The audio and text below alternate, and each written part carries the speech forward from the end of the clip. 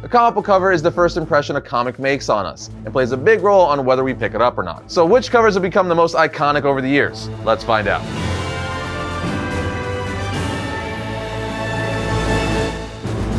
What's up, my comic comrades? Today we do the impossible, and that is count down the 10 greatest, most iconic comic covers of all time. As always, our list is subjective, but there are several on here that objectively should be on everyone's list. You could argue their number in the ranking, but they need to be on the list somewhere. No matter how you look at it, this is one of the most difficult lists we've ever made. Honestly, I'm still like, man, there's so many great ones that had to be left off. It was almost like choosing your favorite child. In any case, here's our list of the 10 best comic book covers of all time.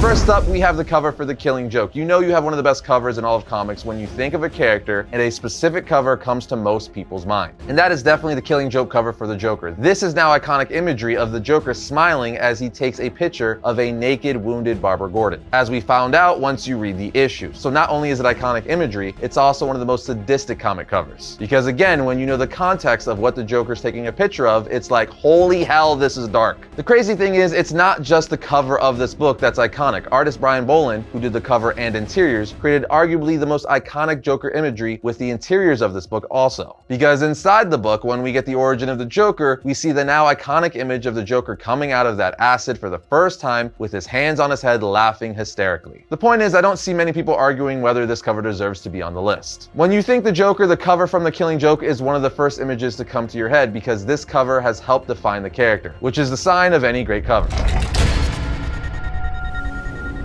Next up, we have another banger, which goes without saying because this is a list of the greatest covers of all time. But number 9 would be Giant Size X-Men #1, done by cover artist Gil Kane. Giant Size X-Men #1 is one of the most coveted X-Men comics of all time. Because this is the issue that redefined the X-Men, giving us the modern lineup that most of us are familiar with and love. Introducing now X-Men staples like Wolverine, Storm, Colossus, Nightcrawler, and so on. So not only is this a massive key issue for any X-Men collector, as it redefined the team and gave us the modern roster we all know now, the cover is absolutely beautifully done. I mean, just really look at it. You see the new X-Men roster bursting through the cover, tearing through it, as we see the original roster in the background in shock that they're being replaced by the likes of Storm, Wolverine, Colossus, Nightcrawler, and Warpath. No matter how you slice it, this cover is beautiful, again with art by Gil Kane, and it represents a turning point and evolution for the X-Men. And while we're on the topic of all-time great comic covers, the sponsor of today's episode, New Zealand Mint, is back with a new coin in their comic series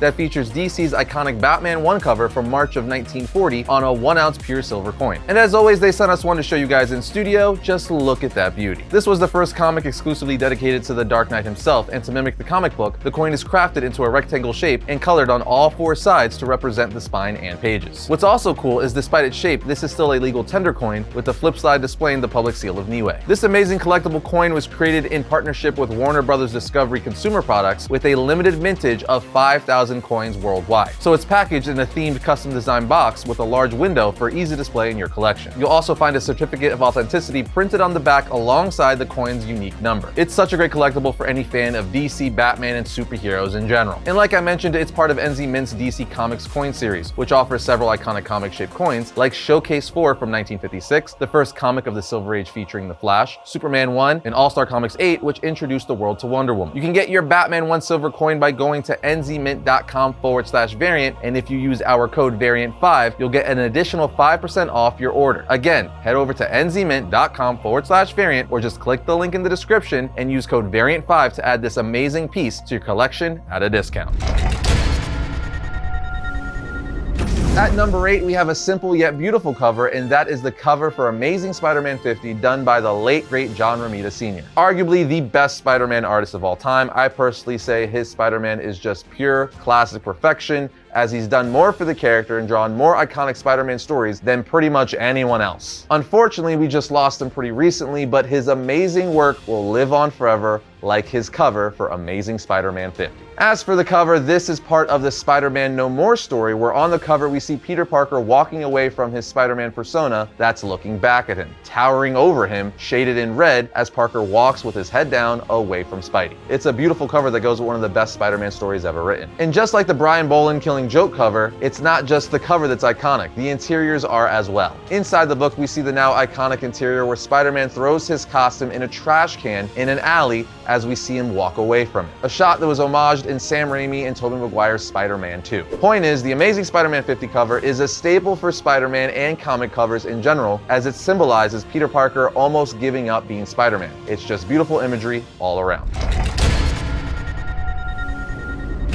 At number 7, we have the cover for Iron Man issue 128. The image depicts a drunken Tony Stark staring at himself in the mirror with a bottle of liquor and a spilt over shot glass right next to him. This is one of those covers that I feel has to be on any great cover list because it just says so much. We see one of the most loved superheroes of all time, an Avenger, strung out and completely drunk, clearly an alcoholic, which is affecting his superhero career greatly. This is one of those things you don't see too much, especially back then, heroes dealing with real-world problems and addictions like alcoholism. This is the issue in the story that Iron Man 2 pulled from, seeing Tony deal with being an alcoholic. But again, when this hit shelves back in 1979, it was crazy. For kids to see a hero they looked up to dealing with being an alcoholic was nuts. I mean, just look at Tony's face. Sweat dripping, that 5 o'clock shadow, bloodshot and dark circles around his eyes, utter craziness. Point is, this is one of those covers that is still talked about today because it was just so well done and shocking that it became an instant icon. Next up at number 6, we have Flash issue 123 depicting a civilian saying, "Flash, help me," as we see Barry Allen Flash and Jay Garrick Flash running to help on opposite sides of a brick wall. Now, what makes this cover so great and significant is that it's the first time we saw the same character from two different Earths on a cover together. And that's simply because this issue is the introduction of the multiverse, not just to DC, but to comic books in general, specifically the big two, DC and Marvel. That's right, this issue and cover is what kicked off the multiverse for the DC universe, introducing the concept back when it was published in 1961. And I say this is the introduction to the multiverse in comic books period because Marvel wouldn't introduce their multiverse until Avengers 85 in 1971, a full decade later. But even besides the significance of this cover and issue for Flash 123, it's just so well done because you gotta remember, at the time the multiverse wasn't a thing. So when people saw this on stands, they're like, how the hell are two different versions of the Flash on the cover at the same time? I thought they abandoned Jay Garrick and Barry Allen was the new Flash. This doesn't make any damn sense. What I'm saying is, it's a classic and a game-changing cover. Next up, we have Hulk issue 181. This is the first full appearance of Wolverine. The crazy thing about this cover is it's not just the artwork of Wolverine cutting through chains and slashing out the Hulk with Wendigo in the background. That's epic and that's where your eyes are drawn immediately, but for me, it's also the way the Incredible Hulk and now the Wolverine text is on the top half of the cover. Everything about it is so dynamic. It makes it feel so big as any Hulk book should. I also love how on the bottom, written within the yellow arrow, it says, "And the survivor of this epic battle must face the Wendigo." Just everything about this cover is brilliant, and it's a key issue that I hope I own one day. At number 4, we have one that just missed the top 3, a cover I love so much, I have a poster of it hanging in my office, and that is Amazing Fantasy 15, the first appearance of Spider-Man. The cover for Amazing Fantasy 15 and the issue in general is one of the most pivotal points for comic books because it's the first depiction of Spider-Man, one of the most famous characters ever, and top 3 most recognizable superheroes. We see him web-slinging, capturing a criminal, as he says, "Though the world may mock Peter Parker, the timid teenager, it will soon marvel at the awesome might of Spider-Man." This is Jack Kirby art at its finest. That's right, Jack Kirby did the cover and Steve Ditko did the interiors. It's one of those covers that when you look at it, you just can't help but smile because it's become one of the most iconic images in all of fiction. So much so, it's been homaged time and time again. It's also one of those covers that just drew kids and readers in right away because Spider-Man just looks awesome. No matter how you slice it, this is hands down one of the best comic covers of all time and one of the most important. Coming in at number 3 is Captain America issue 1. Simply put, this is Americana at its finest. I mean, you have a red, white, and blue star-spangled hero, Captain America, punching Hitler right across the face. That alone makes this an amazing cover, but then the fact that, again, this just screams Americana with the red, white, and blue theme all over it, introducing the world to Captain America in a time where the world and the US was needing heroes more than ever, brilliant. I would go as far to say that this is one of the most important images in pop culture, period. And this book and cover was published in 1941 during World War II, where patriotism was at its highest. So for America to get a cover of a character called Captain America, the symbol of truth and justice for the country defeating Hitler during World War II, doesn't get much better than that. Plus, you can't tell me every time you look at this cover, you're not like, yeah, that's right, Cap. Knock that douchebag out. Coming in runner-up on this list is a cover you probably have guessed by now, and that is Detective Comics issue 27 from 1939, the first appearance of Batman. What more do I have to say than this is just comic books at its finest, the golden age of comic books, a character that helped define the genre. The Dark Freaking Knight, as we see him swooping down for the first time, grabbing a criminal as two other thugs look on in horror like what the heck just happened. You got that classic Bob Kane art with the massive Detective Comics on the top cover. You even have that 10 cents price logo. Man, do I still wish comics were 10 cents. But again, just like the Captain America cover, there's no way you could look at this cover and not smile. It's a masterpiece and a piece of comic book in American history. It's the first appearance of the Dark Knight and nostalgic all the way around. I will say it was very difficult to choose between Detective 27 and Batman #1 as they are equally iconic, but in the end, had to go with the first appearance of the Dark Knight.